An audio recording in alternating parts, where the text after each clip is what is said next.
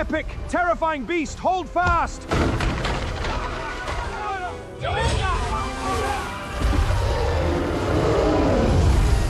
On Mount Moriah, a horror unfolds.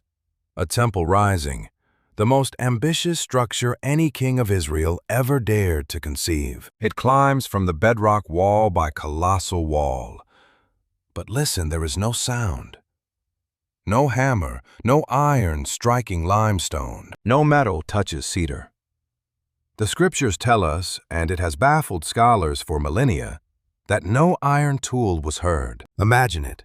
A structure of white stone and cedar over 180 feet long, looming in total unnatural silence. Walls of gold, floors of cypress, and giant cherubim of olive wood, their wings spanning the width of the room. Not one hammer blow. How do the scriptures remain silent on this? Traditional lore whispers, but there is a text, ancient, suppressed and deeply feared, that does not whisper. It screams. The Testament of Solomon. It claims the temple was not built by human hands, but by demons, entities torn from the void, fallen spirits, ancient desert horrors, elder than the Torah itself. They were bound and enslaved by one man. A boy king handed a weapon of judgment by heaven. Solomon, son of David. History calls him the wisest, the beloved of God. But the forbidden scrolls, the grimoires locked in shadows, remember him as something else entirely. A sorcerer, a summoner, a man who stared into the abyss and forced it to bow.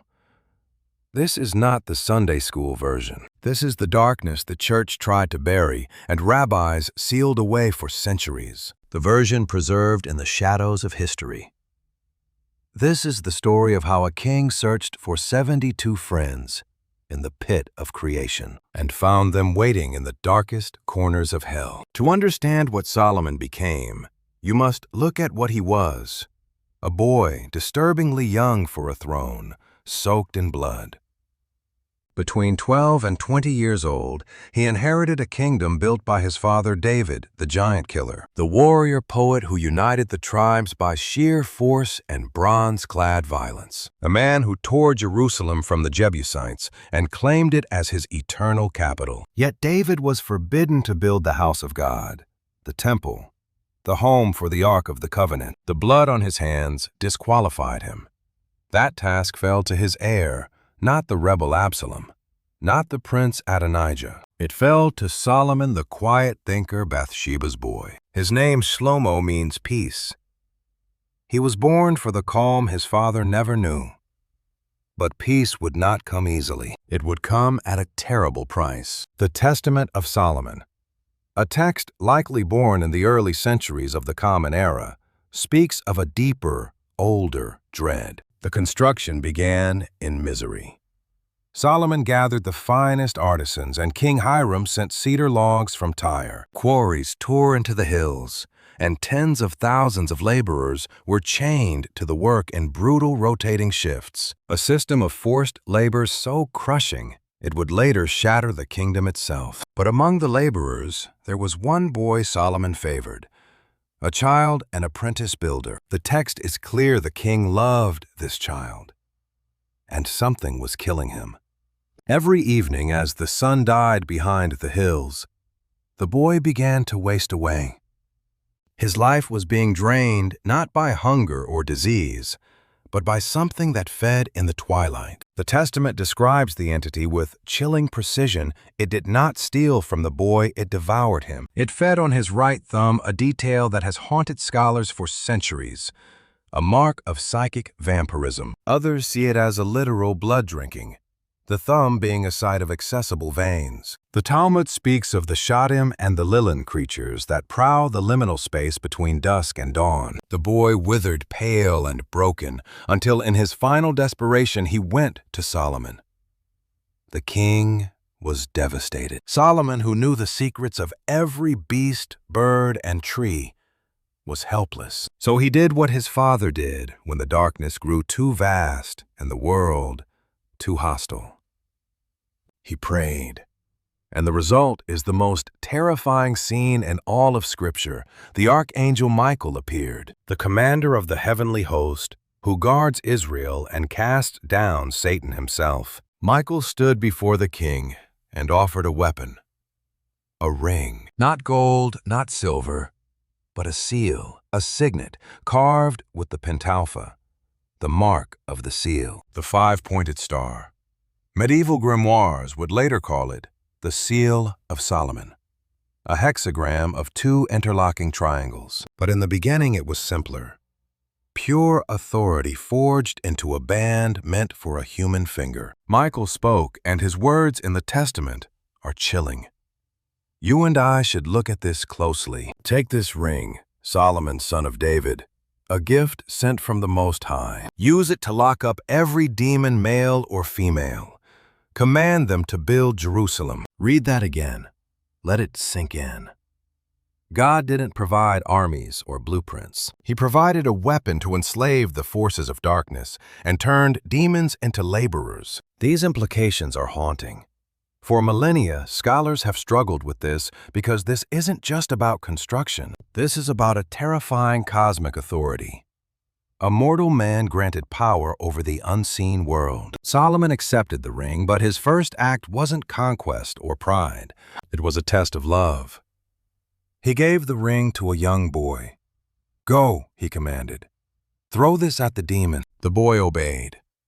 That night, the creature called Orneus, a shifting nightmare of man-lion and fire, descended to feed. The boy did as he was told. He hurled the ring. It struck the demon's chest, branding him with the seal. Orneus let out a scream that shook all Jerusalem. The boy dragged the entity to the throne. Orneus was the first, but he wouldn't be the last. Solomon did what no priest or prophet dared. He didn't cast the demon out. He didn't banish it to the abyss. He interrogated it. Solomon leaned forward, his eyes burning with ancient, terrifying knowledge. Who are you? Who rules over you? Orneus trembled and began to speak of dark hierarchies. He spoke of a king of demons, a prince of the air, whose name would haunt the occult for 3,000 years. A name like Beelzebul. Solomon smiled. He had his first prisoner, and he would break him to map the darkness. The hunt had begun.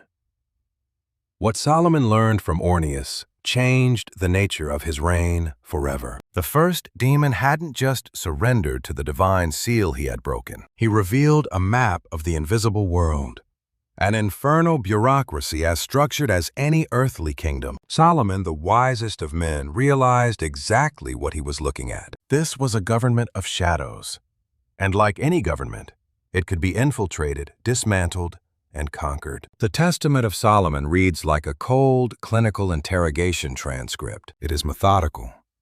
Demon after demon is dragged before the throne, either by force or by the ring's command. Each endures the ritual. Solomon demands their identity. He asks their function, their malice toward humanity, and the angel who binds them. They answer because they must. Before the seal of God, even the princes of hell cannot lie. Let us walk through these interrogations.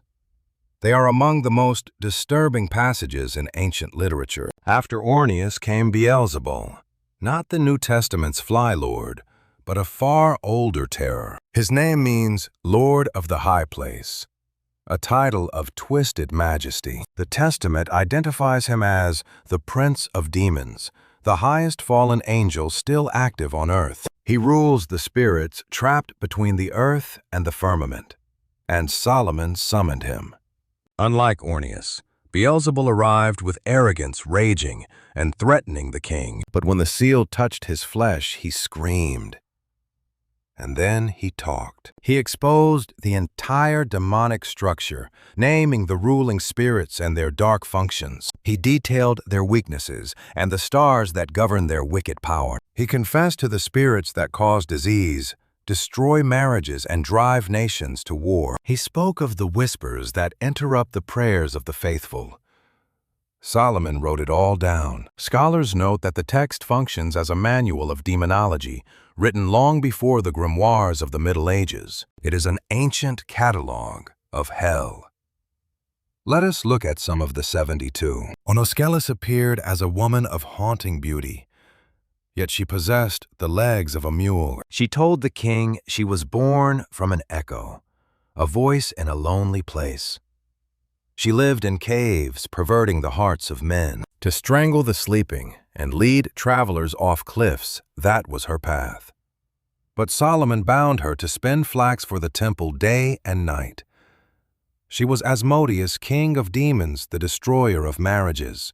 The record shows he appeared before Solomon in a blind rage, the most defiant of all the shackled spirits. He claimed a human mother and an angelic father, making him a Nephilim, one of the giants of old, the offspring of that forbidden union in Genesis chapter 6. He told Solomon his star was the constellation Ursa Major, the Great Bear. His mandate: plot against newlyweds, sow discord between lovers, drive young men to madness with lust, and fuel murder through jealousy. When Solomon demanded his binding, Asmodeus laughed. He claimed only the Archangel Raphael combined with the smoke from a fish's liver and gall could contain him, a detail echoing the book of Tobit where young Tobias uses that exact method to save his bride Sarah.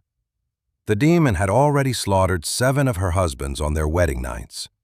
Solomon forced Asmodeus to labor. That mighty demon was chained to ropes and made to haul water for the temple masons. The list of horrors grew. Each entity was more twisted than the last.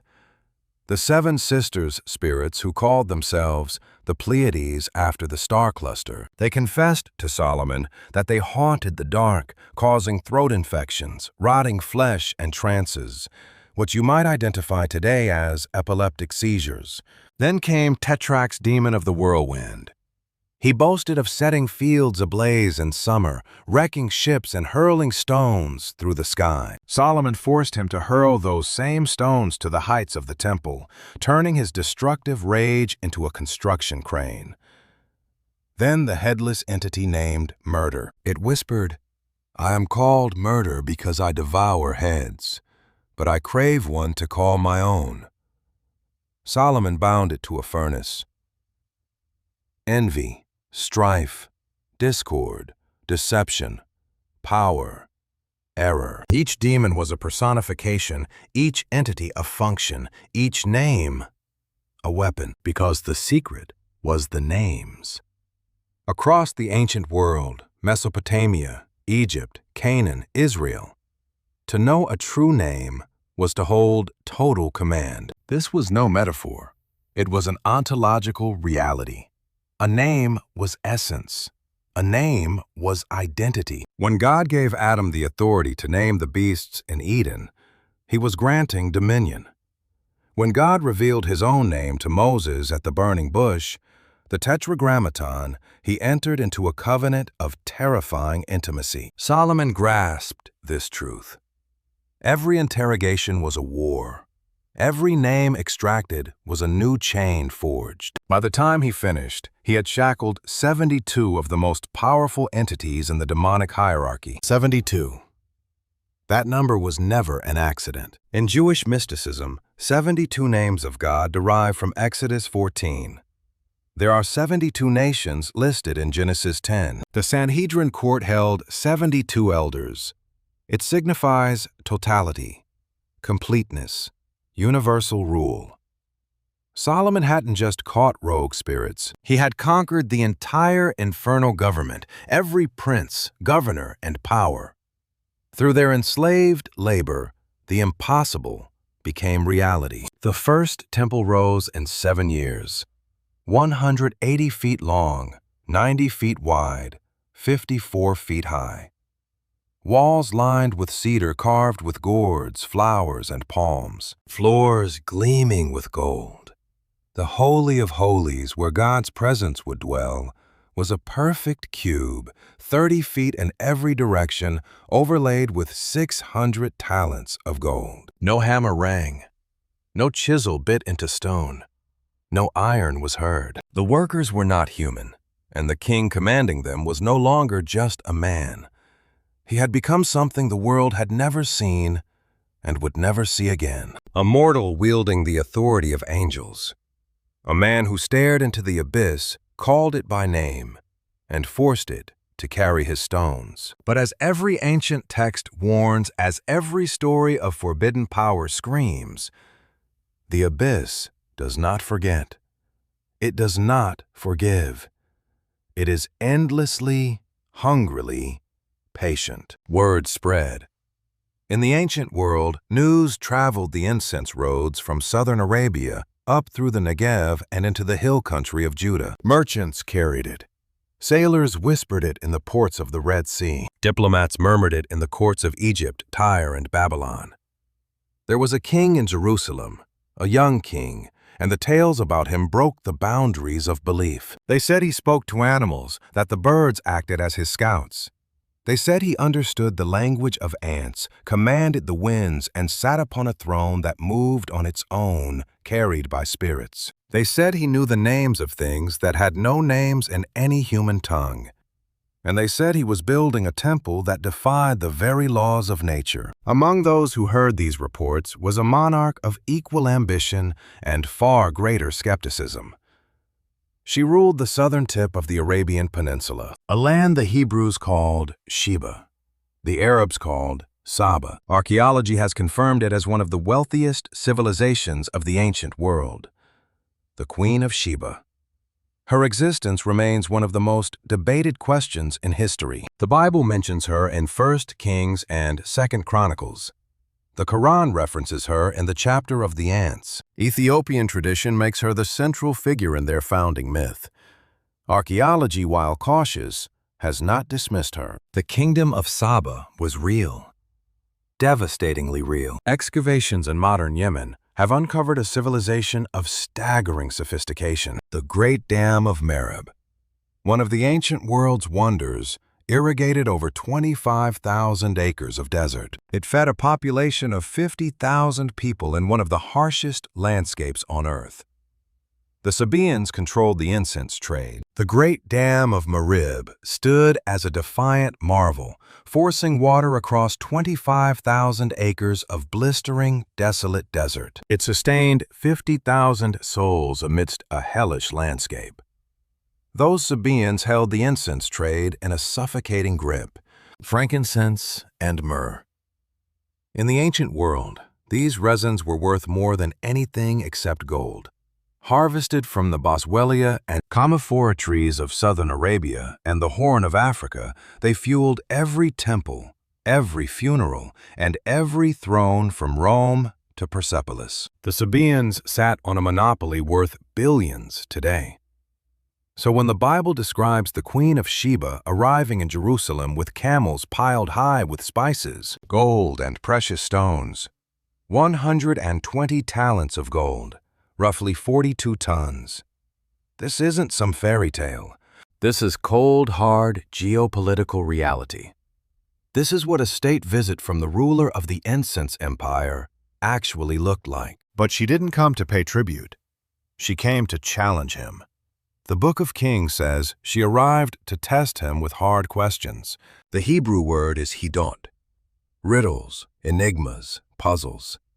Crafted not just to check his IQ, but to probe the very boundaries of wisdom.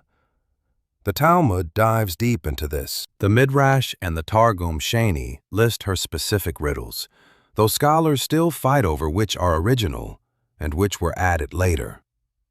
They include questions about the nature of God, or identifying men versus women when they are dressed in identical clothing. She asked about water that comes from neither earth nor sky, theological paradoxes, and complex tests of human perception. Solomon answered every single one. But the real trial wasn't the riddles, it was the tour. The Book of Kings describes what she saw, and the text feels breathless, as if the ancient writer could barely keep pace with the sheer scale of the spectacle. She saw the house he had built, a palace complex that took 13 years longer than the temple itself. She saw the spread at his table, his officials, his servants, their fine attire, his cupbearers, and the burnt offerings at the temple. Then the text drops one of the most raw, chilling lines in the Bible. There was no more spirit in her. That Hebrew word is telling. Ruach.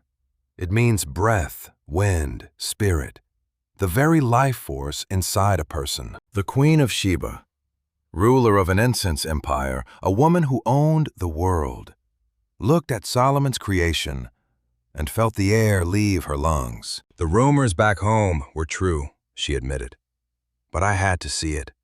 I didn't believe the reports until I stood here myself. And you know what?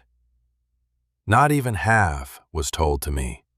Your wisdom and your wealth have completely eclipsed everything I heard. But what did she actually witness? The canonical text focuses on the gold and the food, but the apocryphal traditions reveal what lay beneath the surface, the dark secrets the Bible dared not record. Islamic traditions preserved by scholars like al-Tabari tell a hauntingly different story. As the queen approached the palace, she faced a floor of pure crystal. Glass laid over flowing water so clear it looked like a shimmering pool. Thinking she was about to step into water, she lifted her skirts to wade through. In that moment, her legs were exposed. People have interpreted this for ages. Some call it a test of perception, Solomon proving that appearances deceive, that the seen world is a lie. Others see a display of supernatural engineering, a floor built not by human hands, but by the jinn-bound spirits forcing crystal and water into an architectural impossibility. The Ethiopian Kebra Nagast goes even further. It claims the queen called Makeda in their tradition wasn't just impressed by Solomon, she was seduced. Not by mere beauty, but by the terrifying gravity of his wisdom and power. She stayed in Jerusalem for months. She converted to the God of Israel and bore a child, Menelik I, who would become the first emperor of Ethiopia, starting a dynasty that claimed 3,000 years of history, lasting until Haile Selassie was deposed in 1974. Fact or myth? Scholars still debate it, but one thing is certain. Every tradition that records the Queen of Sheba's visit tells the same story. It is a story of the most powerful woman in the ancient world being utterly overwhelmed by the most powerful man. Human power at its absolute, terrifying zenith. And it is right at this peak that the ancient records begin to rot, because the Book of Kings whispers something else about Solomon, something mentioned so casually tucked between the praise of his wealth and wisdom that you might easily miss it. King Solomon loved many foreign women: Moabite, Ammonite, Edomite, Sidonian, Hittite. 700 wives, 300 concubines, 1,000 women from the nations God specifically warned the Israelites to stay away from, because they will turn your hearts after their gods. The wisest man who ever lived heard the warning and chose to ignore it. The great deception wasn't the crystal floor. It wasn't the riddles, the gold, or the temple. The true horror is this: a man who could bind the princes of hell could not bind his own heart. It happened slowly. That is the most terrifying part. It wasn't one single night of madness. There was no dramatic collapse, no thunderbolt from heaven, no moment where Solomon just woke up and chose evil. The Book of Kings is precise. It uses a single devastating phrase. As Solomon grew old, his wives turned his heart after other gods.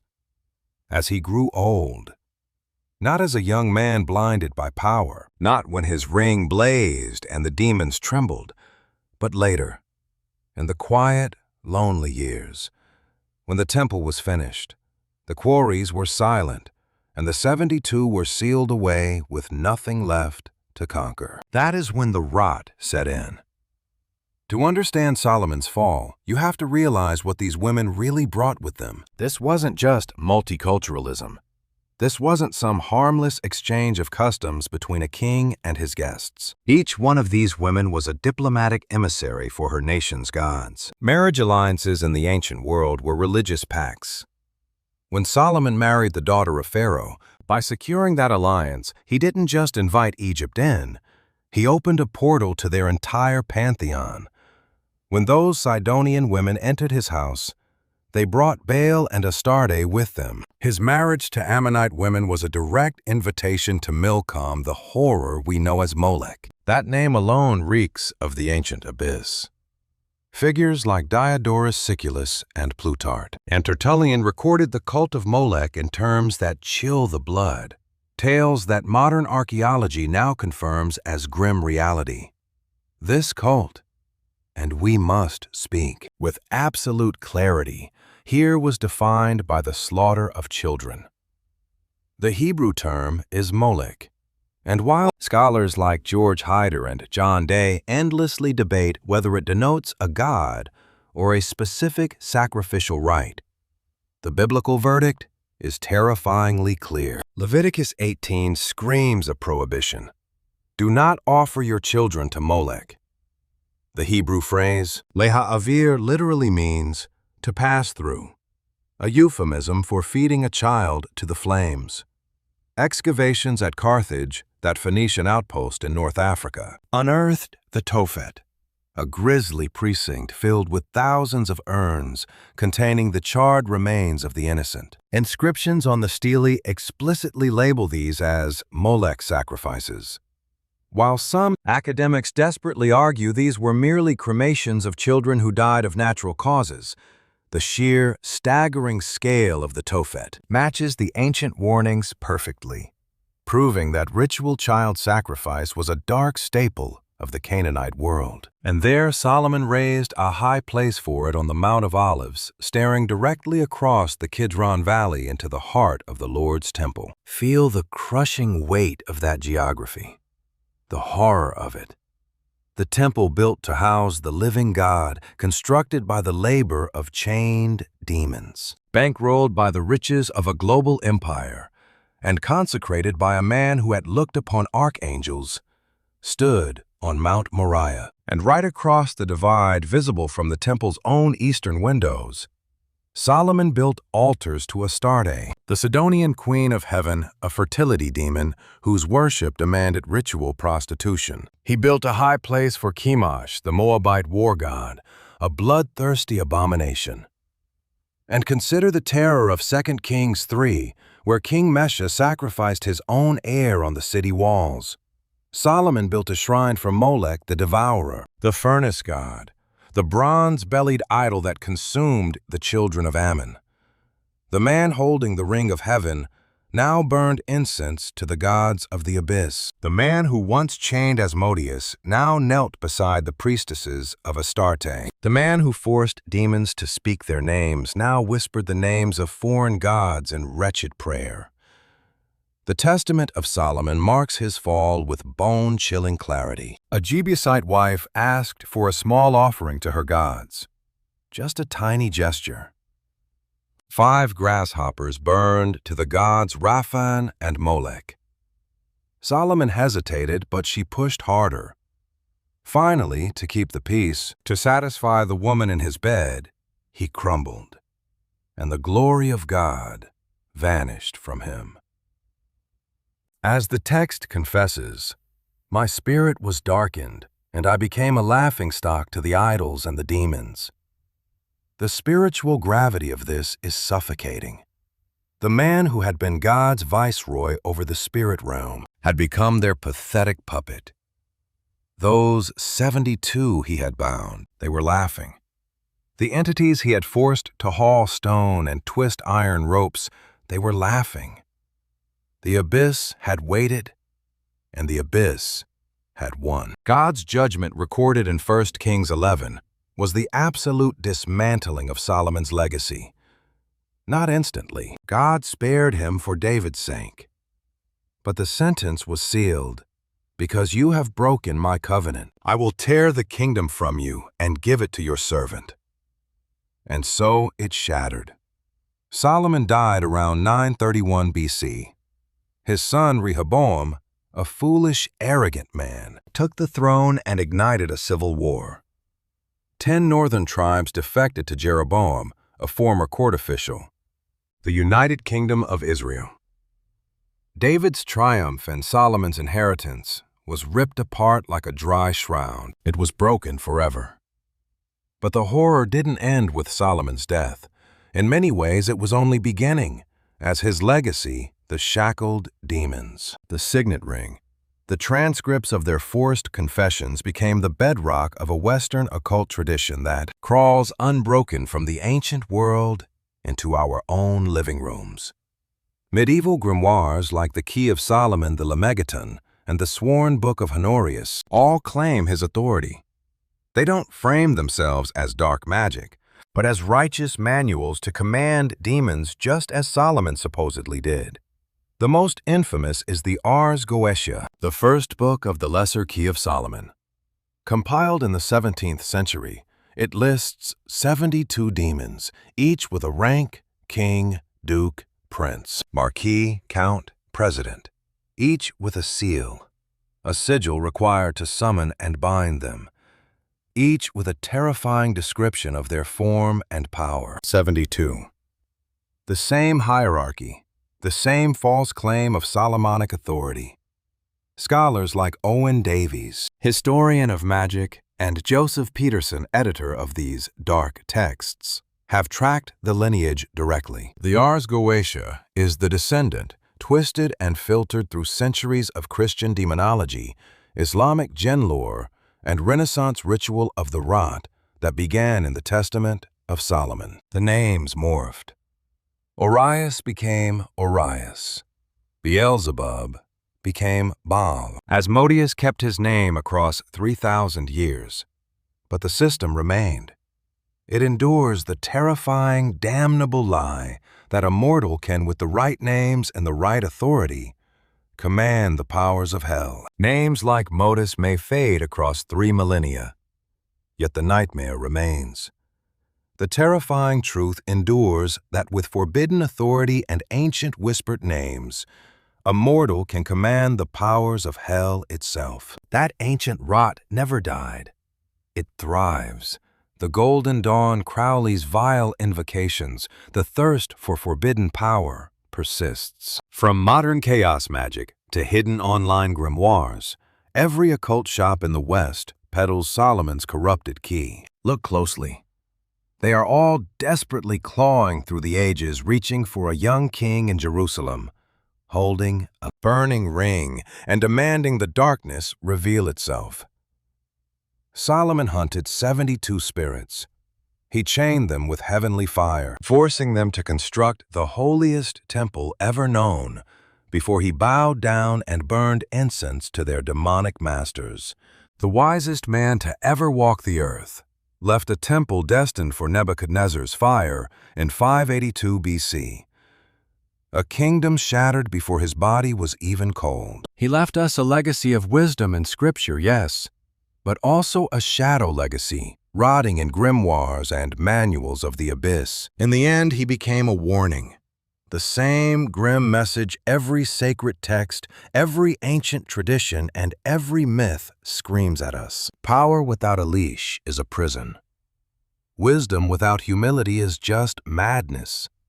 And you and I must realize the line between commanding the dark and serving it is thinner than a gold band on a king's finger. It is the dead of night in Jerusalem, nearly 1,000 years before the coming of the Savior.